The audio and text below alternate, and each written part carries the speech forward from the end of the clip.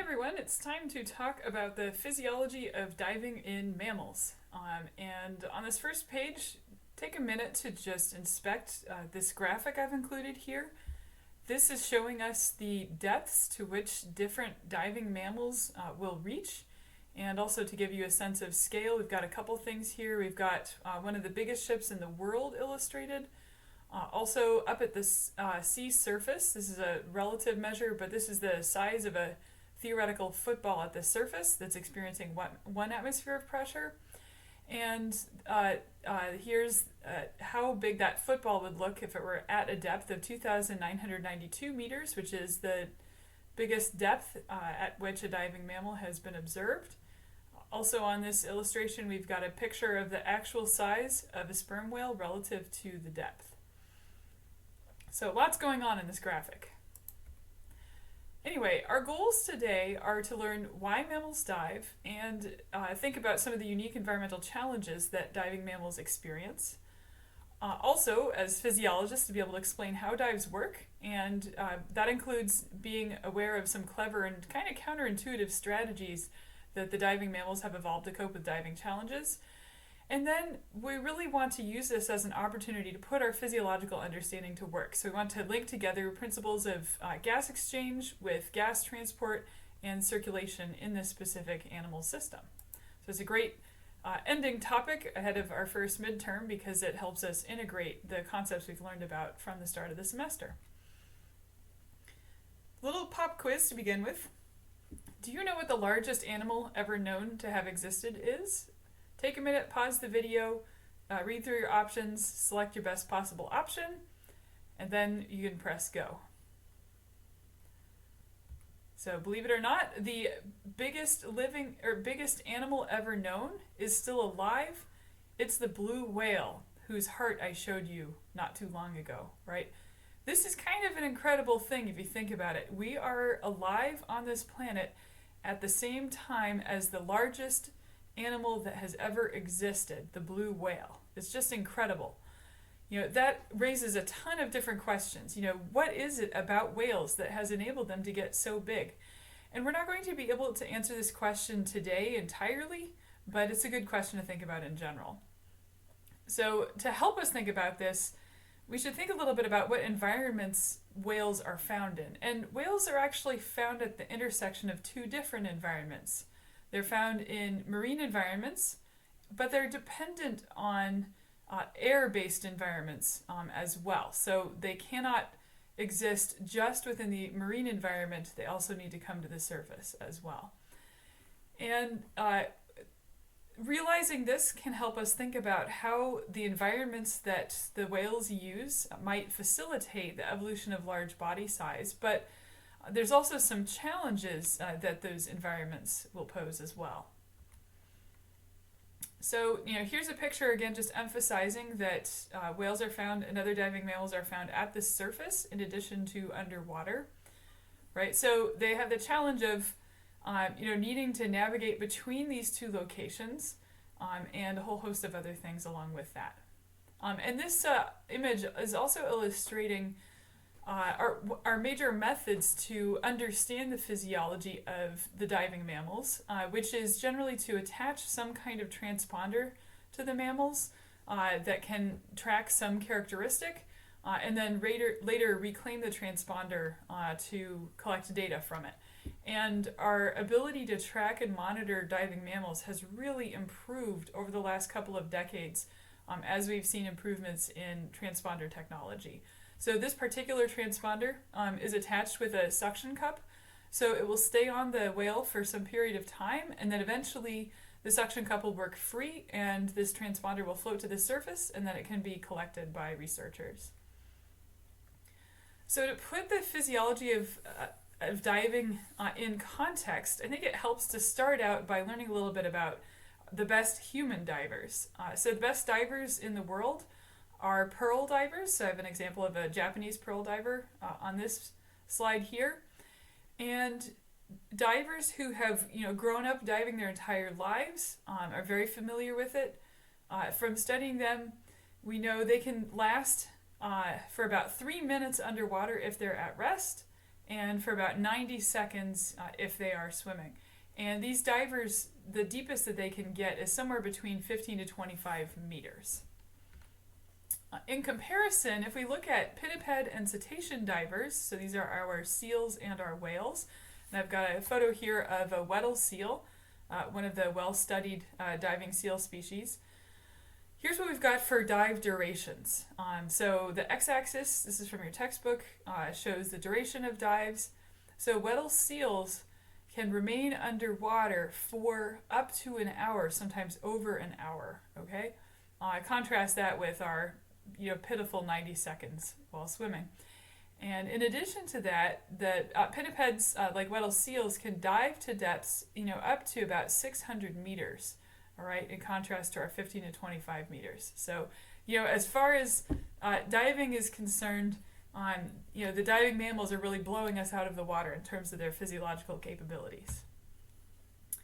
But I also want you to notice in this graph that in spite of the fact that seals can dive for very long times and to very great depths, the majority of their dives are actually fairly short and fairly shallow. So they're spending more time diving within the 5 to 15 minute range and only diving to around 100 feet or meters or so when they are diving. So now, question.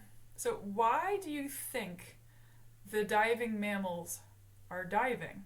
Take a minute, jot down a couple of hypotheses. I want to see what you can come up with. Okay, once you've come up with a couple of hypotheses, let's carry forward. So the main hypothesis for why the diving mammals dive is to get food. So here's a fairly complex slide, but it comes from a recent paper on this topic that's a really incredible paper. So it's worth some of our time to work our way through this figure and understand what's going on. This is actually published last year in the journal Nature, and it's a characterization of diving dynamics in the baleen whales. And prior to this set of studies, people had collected one set of measurements to figure out, how much they thought baleen whales were eating. But our technology was really limited, so we couldn't really track all of the dynamics of these dives in great detail. So this study, in some ways it sounds really simple. Put trackers on baleen whales, see how their dive dynamics work, and then use that to estimate how much they eat. But we're so limited technologically that it's only been very recently that we've actually been able to get a really good measurement of the dive characteristics to determine how much they're actually eating.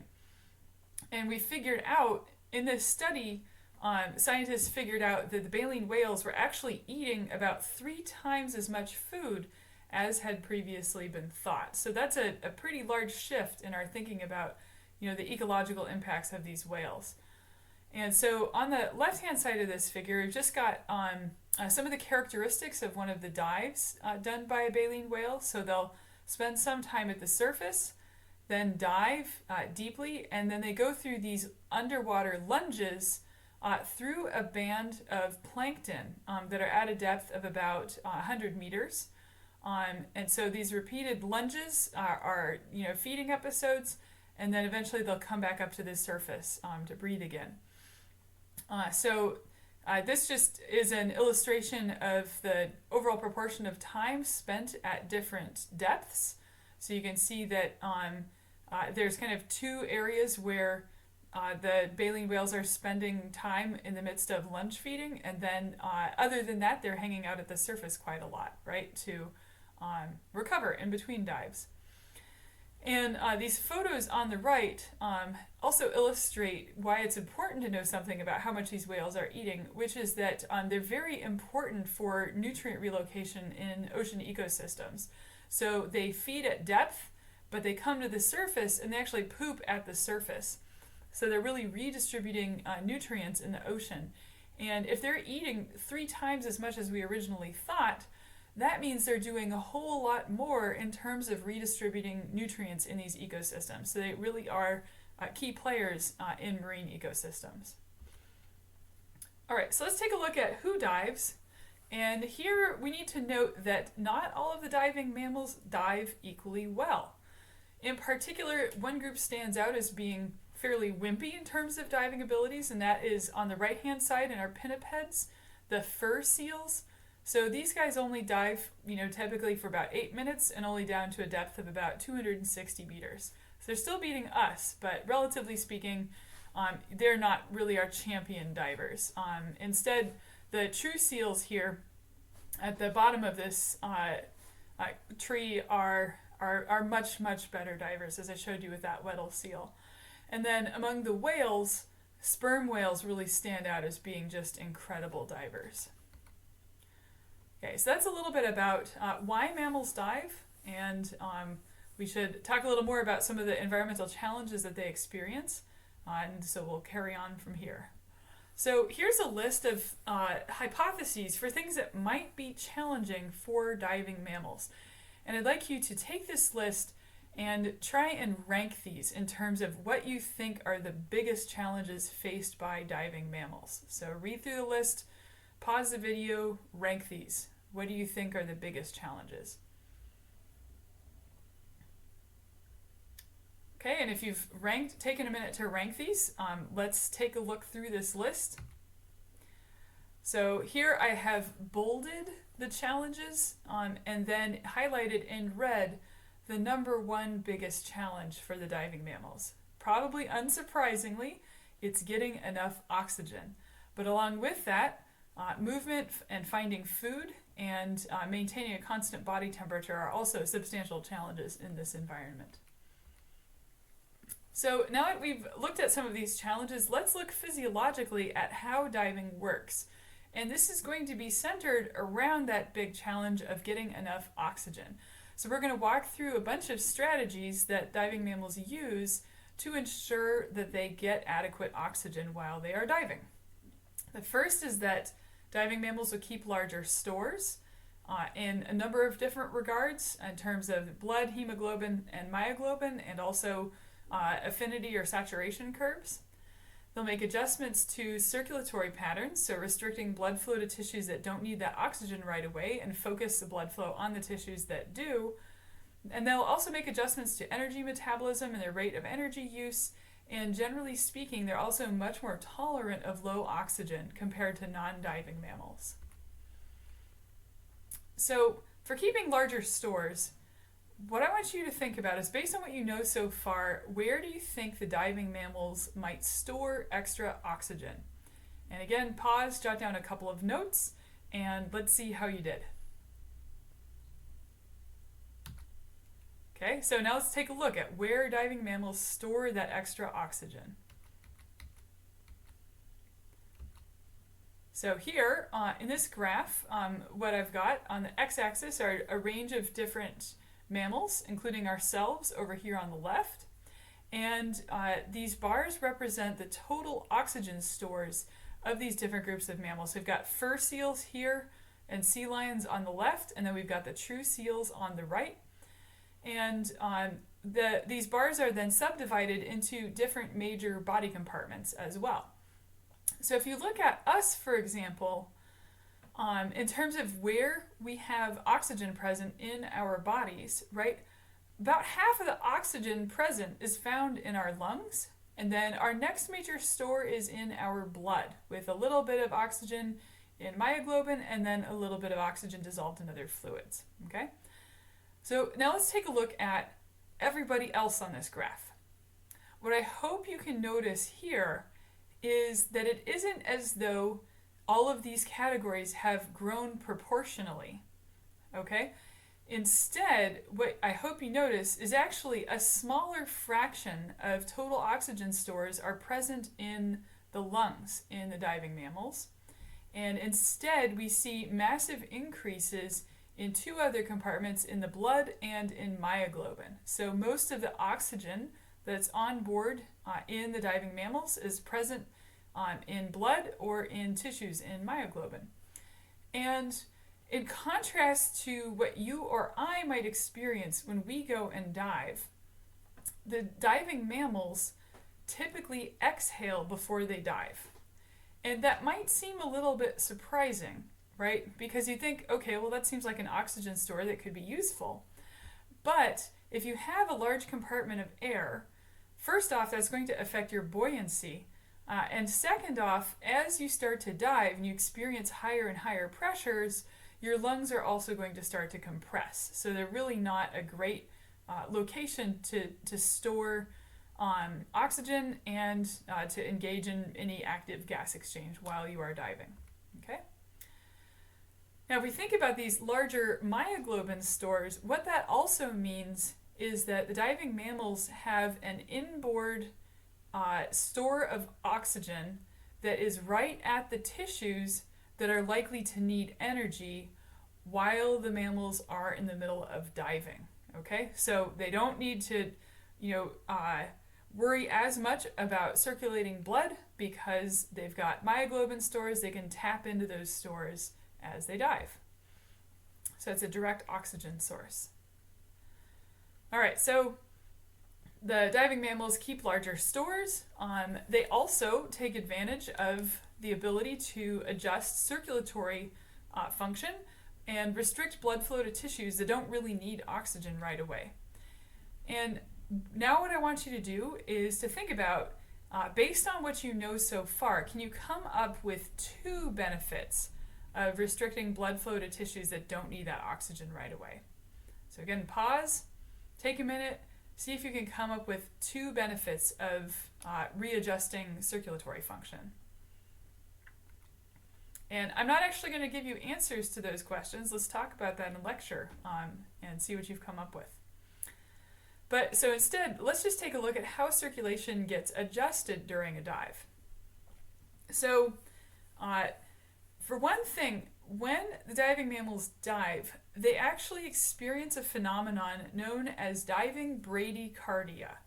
So bradycardia refers to a slowing of the heart rate during a dive. And we actually still have this dive reflex as well, where if you immerse your face in water, you will actually experience a slowing of your heart rate in response to that, okay? So this is in contrast to hypercardia, which would be an exaggerated heartbeat. And the picture I'm showing you here is a graph from a paper that tracked porpoises that were trained to dive to different depths. And so they put transponders on these porpoises so they could track their heart rates. And there are 2 porpoises altogether, so Freya and Sif over here. And what the scientists did in this study is they asked Freya and Sif to either dive to a more shallow depth or to dive to a deeper depth for a longer time period, okay? And so here on the x-axis, what we've got is time since the last breath. And the down arrow here is the initiation of the dive. The up arrow is initiation of when they've come back to the surface. And on the y-axis, we've got heart rate. And I think you can see pretty clearly when the porpoises go into the dive, their heart rate has dropped dramatically. So they've gone from a heart rate of somewhere between 120 to 140 beats per minute, sometimes even up to 170 beats per minute, all the way down to heart rate somewhere between 50 to 70 beats per minute. So much, much slower than their heart rate when they are at the surface. There's one other really cool thing about this figure, which is the open circles show us Freya and Sif after a shorter dive, and then the closed circles show Freya and Sif after a longer dive. And what I hope you can see here is when these porpoises are diving to a lower depth and for a shorter time period, they don't actually experience as much bradycardia as when they're engaging in a longer dive. So when the porpoises are getting ready to dive and they're asked to do a shorter or a longer dive, they're anticipating how long they expect to be underwater, and they're adjusting the degree of bradycardia around how long they expect to be underwater. Okay, so in addition to changes to heart function, there will be a very dramatic redirection of blood flow. So if we think about our own circulatory function, we generally see vasoconstriction and vasodilation at the arterioles, right? So right before blood reaches the microcapillary beds. In the diving mammals, we can observe vasoconstriction of large arteries, okay? So the photos that here on the right-hand side from your textbook illustrate blood flow patterns either when a diving mammal is breathing air or after it has been submerged for some period of time. And so when breathing air, if you inject a dye into the circulatory system, that dye very quickly dissipates. Okay, so that indicates we have a lot of active circulatory function. And then in contrast, when this mammal is submerged, you'll notice that dye persists in large blood vessels. And also notice the time scale here is a little different on the bottom than it is on the top. So we have 1 second, 4 seconds, and 14 seconds. So 14 seconds after injection, we can still visualize major blood vessels, which tells us blood is not moving much from those blood vessels. And through all of this, the brain will still get plenty of blood. The brain is dependent on an immediate oxygen source because it does not use anaerobic catabolism. But you can imagine the redirection of blood flow allowing a diving mammal to focus that blood only in places that immediately need it. Okay? And again, these circulatory adjustments are thought to happen in a graded fashion corresponding to the type of dive. So this is just reiterated here in your textbook that heart rate decreases are a function of how long the dive is. Okay, so those are some adjustments to circulation, primarily diving bradycardia and a massive dramatic redirection of blood flow only to tissues that absolutely need it during the dive. So now I'm going to talk about how diving mammals adjust energy metabolism and energy use rates. And I'm going to discuss that kind of in tandem with this last point, that the diving mammals are much more tolerant of low oxygen. And just to show you what I mean about this hypoxia tolerance, here on the x-axis I've got the duration of hypoxia. On the y-axis, I've got loss of membrane potential in isolated tissues, either from a hooded seal or from a lab mouse. Keeping in mind that if a cell loses its membrane potential, that pretty much means that it's going to be dead. So if you isolate these cells in a no oxygen environment, a hypoxic environment, and then track the loss of membrane potential over time, you'll notice that the hooded seal tissues take much, much longer to exhibit a loss of membrane potential compared to the tissues of a lab mouse. So they're much more tolerant of low oxygen levels. Okay?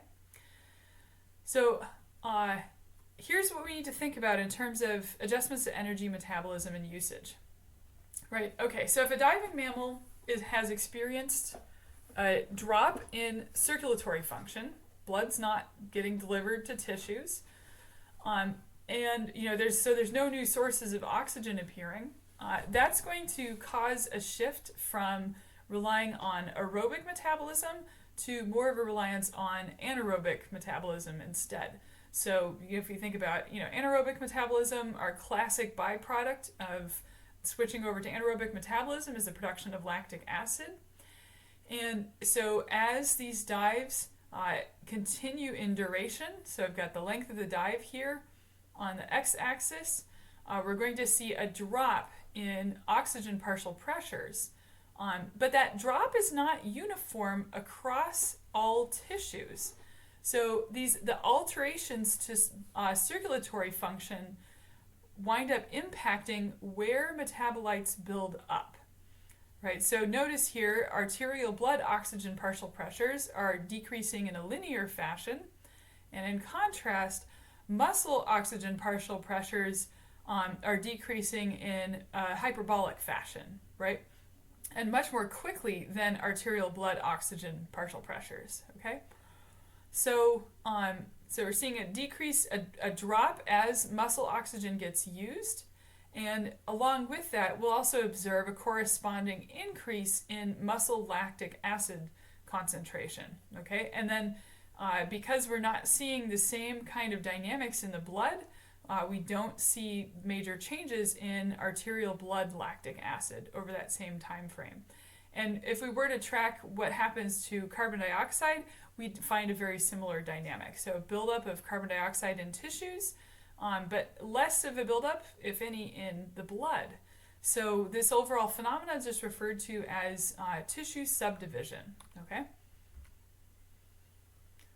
So you can't avoid the overall calculation of if you're producing lactic acid and carbon dioxide, eventually you're going to have to get rid of them. So here's what the diving mammals do to get rid of that lactic acid and carbon dioxide. They wait until they come back to the surface, then they readjust circulatory characteristics. So they come back to a resting surface heart rate, and they'll experience vasodilation. So now blood will start to flow through their tissues. That is going to allow lactic acid and carbon dioxide to enter circulation. And so diving mammals will spend several minutes at the surface recovering from an extended dive, breathing at the surface to return to equilibrium. So these dynamics are just illustrated in this graph from your textbook. So we've got time after the end of a dive and lactic acid concentrations in skeletal muscle versus the circulating blood. So as they come back to the surface, circulation is restored. That lactic acid gets dumped into the circulating blood, and then over this period of up to an hour, then lactic acid levels are restored to what we might think of as resting lactic acid levels. So now if we look at the relationship between the peak concentration of blood lactic acid at the end of a dive and the duration of a dive, we get a graph that looks something like this. So here's our dive duration by lactic acid concentration. Notice on this x-axis we've got a number of points down here pretty close to 0. At about the 20-minute mark, we actually see a break in this curve, and then we start seeing an exponential increase in lactic acid concentrations. And we define that break point as this mammal's aerobic dive limit, right? So that's the point where this diving mammal swaps from relying primarily on aerobic metabolism to now relying primarily on anaerobic metabolism. And I want you to think back to that first figure that I showed you that illustrated typical dive durations to make you realize that most dives are actually shorter than this aerobic dive limit. So we don't generally see those dramatic lactic acid dynamics in dives unless the dive is a really extreme long dive for some reason. Okay, and if one of the diving mammals is engaging in a more frequent and shallow dive, it won't have as much lactic acid buildup, and so it won't require that same long recovery time that I just showed you to restore lactic acid levels.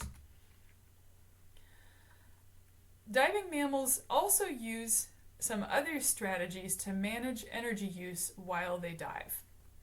One of the biggest strategies is to cool tissues, particularly the extremities, with some exceptions. So in the diving whales, flukes, blowholes, and fins tend to still have a fair amount of blood circulation, so they'll show up in thermal camera images. Most other tissues and extremities, however, are cooled down.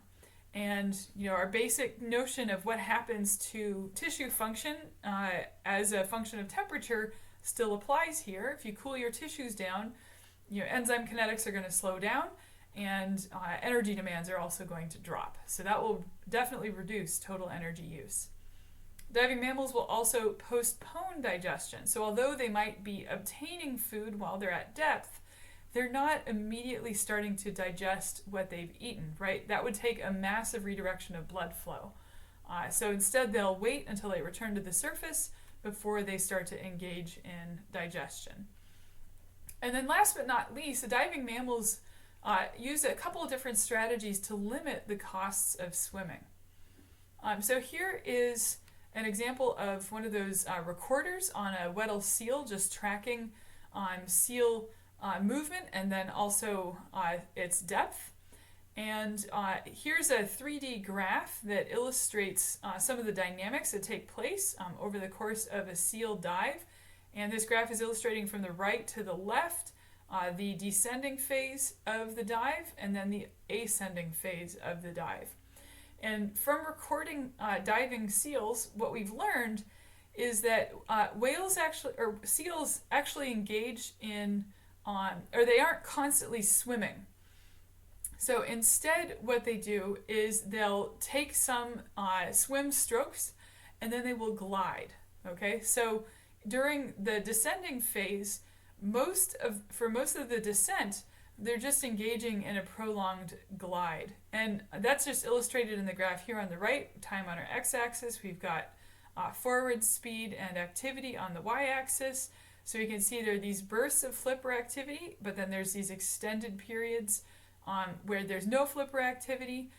So seals are just gliding as they work their way down to the depths where they will feed.